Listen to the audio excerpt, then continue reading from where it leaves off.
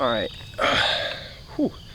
So if you watched the last video, this is the same morning that I just did right-handed archery. I did 16 arrows, so now I'm about to do 16 more, but this time I'm going to do it left-handed.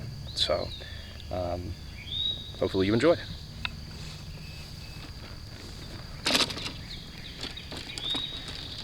Make sure I'm in camera view.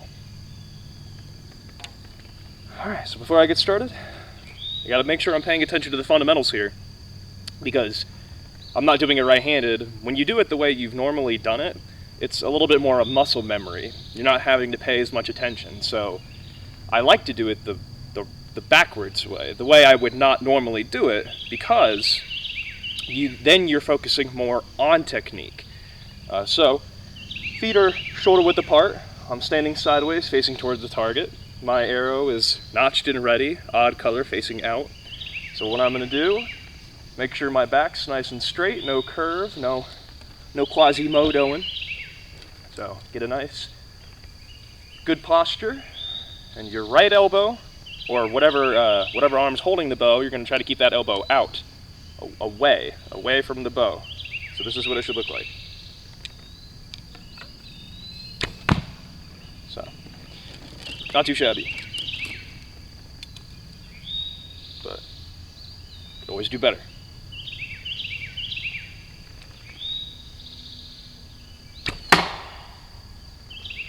And I hit the wood. It'll happen. That's why you don't want to pay too much attention to technique.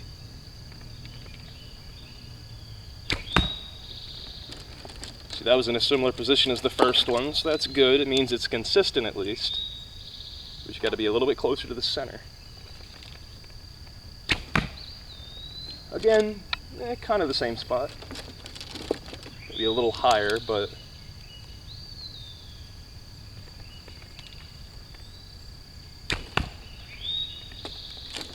still in the same spot.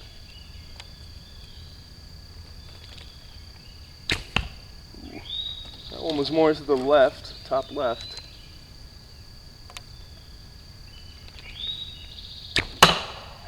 Hit the wood again. This is ridiculous. Yeah, I could see it happening once per volley, but twice. Man. Alright. That one was the lowest one. So that tells me I wasn't pulling as hard as I was with the other ones. So that one was around the same height as the other ones.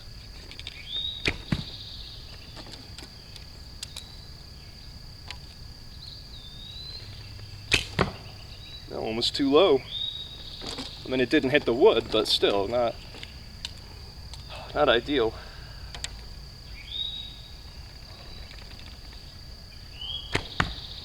Alright, that one actually hit the top right of the 5. It hit the top right one, but that wasn't the one I was going for.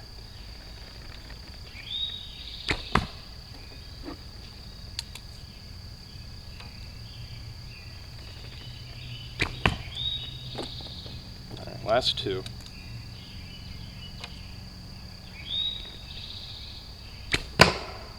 Sounded like it hit the wood, but it did not hit the front. It might have hit the back.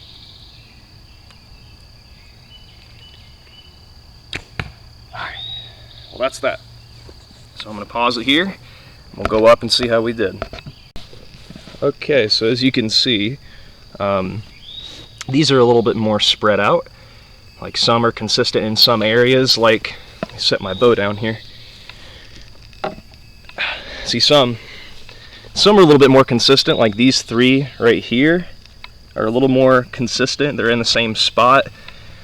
So you can see I'm kind of consistent, but I'm kind of not consistent. And as you can see here, these arrows are dug in there pretty well. So the trick is you just got to gently finagle. You don't want to finagle too much because you can end up breaking the shaft of your arrow. These are fiberglass. So they will start to splinter once they start to get broken. So if you just sit here on the end, and if you just, it's just gonna cause this up here to break even more.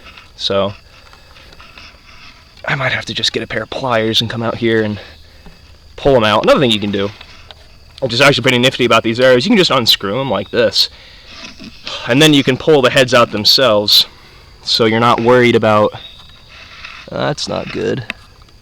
See, I want to do the same for this one, but it's really dug in there. So I'm gonna pause it here, get all the arrows out. Alright, so some good news. The arrow that was missing, the head I was able to find, it was dug in the back here. All it took was some digging around and feeling around for the arrow tips themselves. I was also able to get this one taken out here. This one, the one that was right here. This one is still in there, but I'm going to get a pair of pliers and try to get it out, because I'm not going to have much luck getting that out with my bare fingers. So in total, 3 arrows damaged, but all of them can be salvaged, so no big deal. We all miss the target sometimes. It's okay when we do. It's only a mistake when you don't learn something, and sometimes these things happen. I remember I would lose arrows a lot more than I would break them, because I didn't have like a designated target to be shooting at. So the most important thing is that you get yourself a target that is durable, that you can keep nice and dry.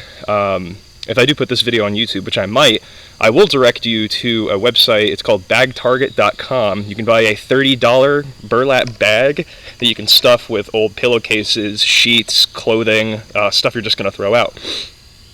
Excuse me.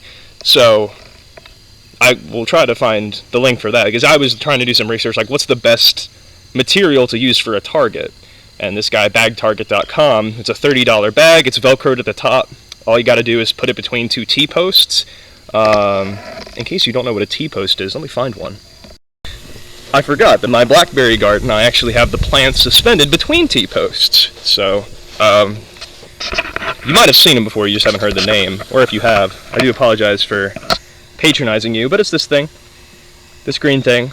You usually get something called a stake driver. It's usually gray. It's hollow, it's got a spring in it. And what you do is you just bang on the top of it to get it to go into the ground. So all you would do with this, and if you watch his 3-minute demonstration video, you'll see it. He's got this bag target. It looks like it's zip tied between 2 T-posts, and then he just takes a garbage bag and puts it over the target to keep it dry. So can't go wrong with something like that if, you know, it's just you in your backyard and you need something to shoot at, and it'll hold up pretty well. That's what he was saying, but I'll let him sell you on it, because I was pretty sold on it. I haven't bought one yet, but only because I have my little memory foam target back there.